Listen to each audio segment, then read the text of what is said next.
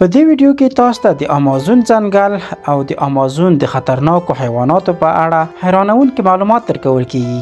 لومړی د امازون ځنګل په اړه غږیږو. د ویډیو په وروستیو کې د امازون د ژویو یا حیواناتو په اړه غږیږو چې د امازون په ځنګل کې شتون لري او خورا خطرناکه او لوی حیوانات دي.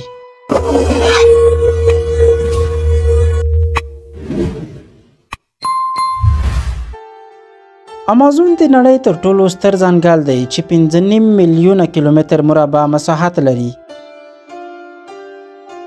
د امازون ځنګل ډیری برخه په برازیل کې ده، یعنی دا ځنګل 80% برازیل کې او نورو څو هیوادونو کې پروت دی چې د بریټانیا 23 برابره لوی دی. شاید تاسو بریټانیا ونه پیژنئ چې بریټانیا څومره لویه ده. راځئ افغانستان ته وړو. د امازون ځنګل د افغانستان په پرتله 7 ځله لوی دی. کوم اکسیجن چې موږ تنفس کوو 60% د همدې امازون ځنګل دی. په کال کې یوه اونۍ شاید داسې وي چې دلته باران نه کیږي. دلته داسې بوټي ګلان او حیوانات شته چې نور نړۍ کې نه پیدا کیږي.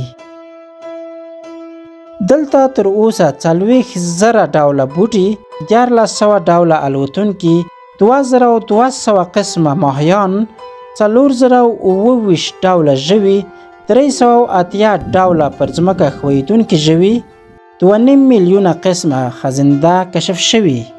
په دې ځنګل کې خورا لوی ماران شتون لري چې تر ټولو لوی ماران یې د ګرین اناکونډا په نامه دي. ګرین اناکونډا خطرناک ماران دي چې 9 متره اوږده او 250 کیلو وزن لري. د دې ځنګل پاچاهان همدا لوی ماران دي.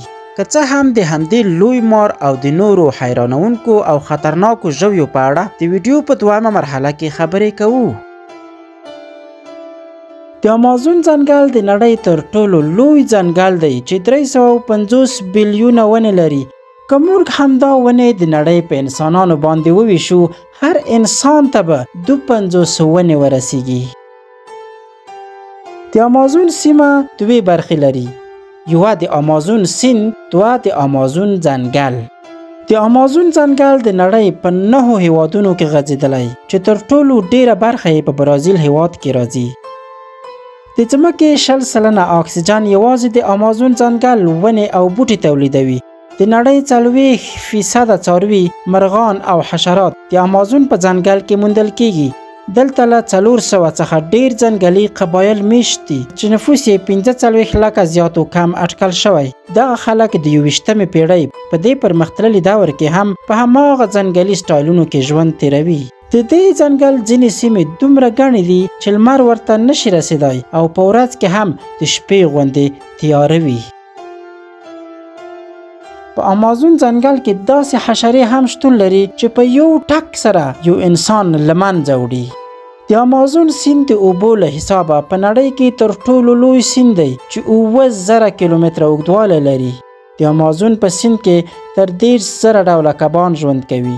د امازون په ځنګلونو کې شاوخوا 80% حیوانات اوس هم بې نومه پاتې دي، یعنی 40% حیوانات پیژندل شوي او 80% حیوانات لا پیژندل شوي نه دي. دلته شاوخوا 10,000 ډوله میوې موندل کیږي. بیولوژیستان تر دې دمه یوازې د دې ځنګل 10% برخو ته رسیدلی دي.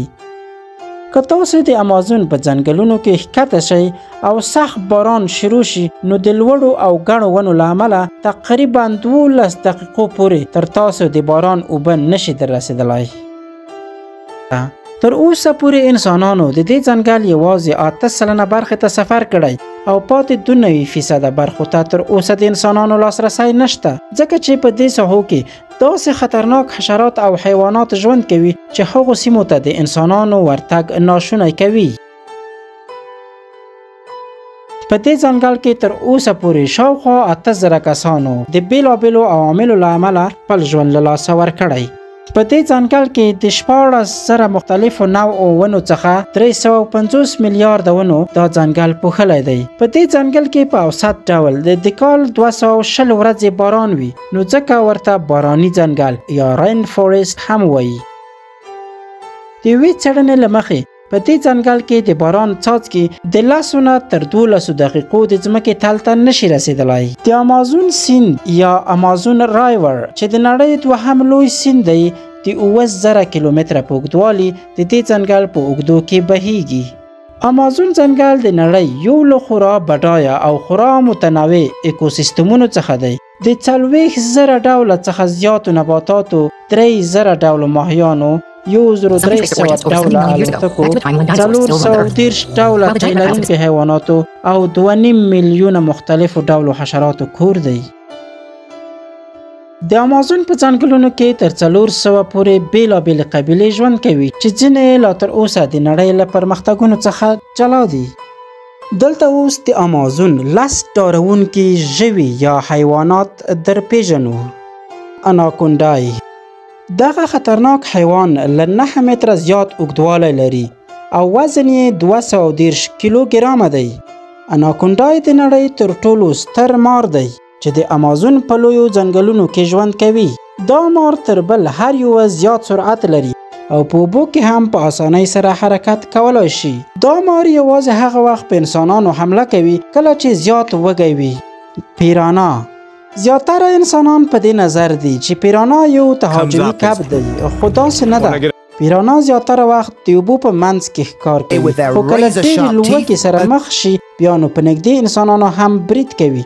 پیرانا نشي کولای یو مکمل انسان وخوري، خو دومره کولای شي چې د بدن یوه برخه درنه بیله کړي. برازیلي غڼې یا تارکشې.